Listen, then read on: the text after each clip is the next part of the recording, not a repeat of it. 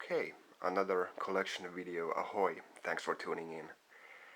For this collection video I thought I'd make something different.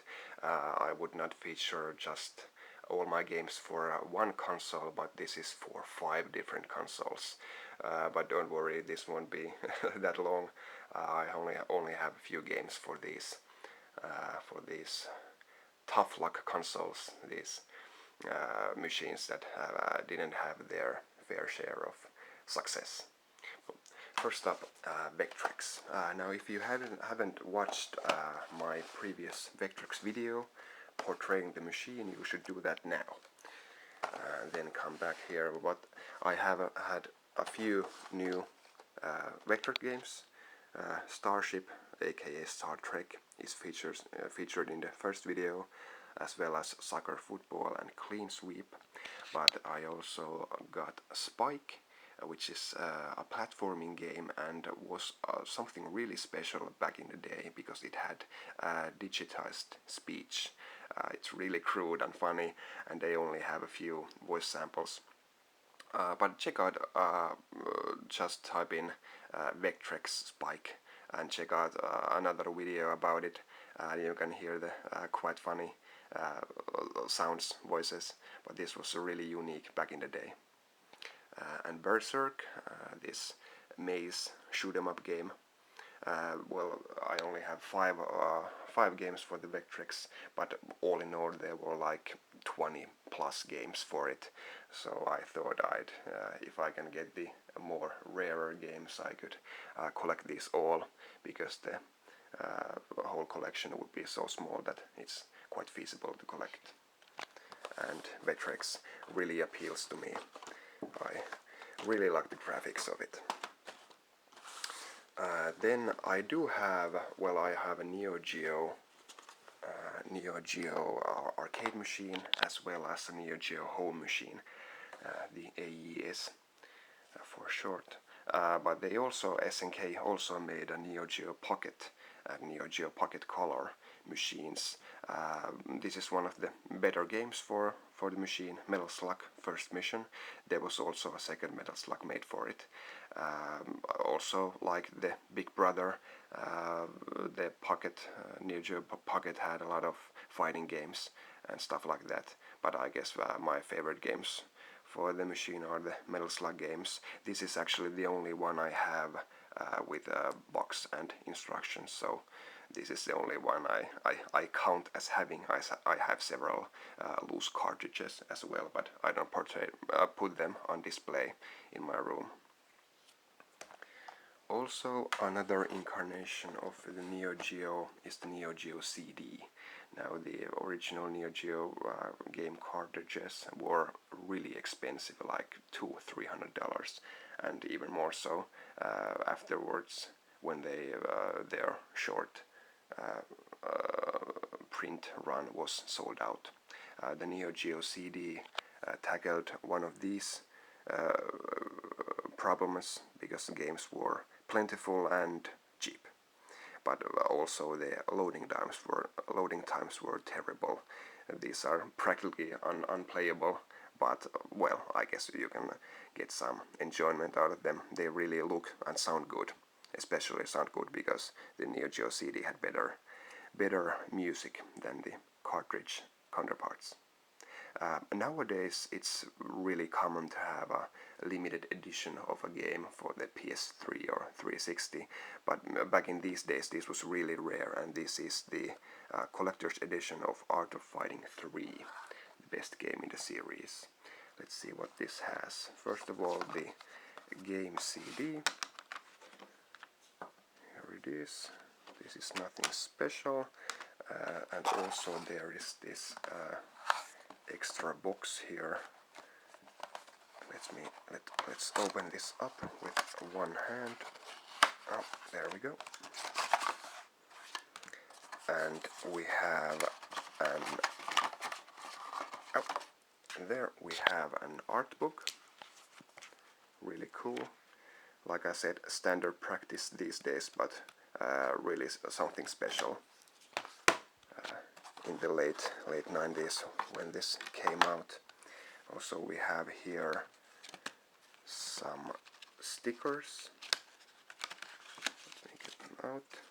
Collection of stickers, all unused of course, and this character Robert Garcia has this signature coin which is also included way before Oblivion on the 360, so this is a really cool set. A fantastic game. Actually, I don't own a Neo-Geo CD because there's practically no need for it when I can play the games on the home system and arcade system. But this is a really cool piece of memorabilia, piece of Neo Geo history, especially the Art of Fighting limited edition. Cool game.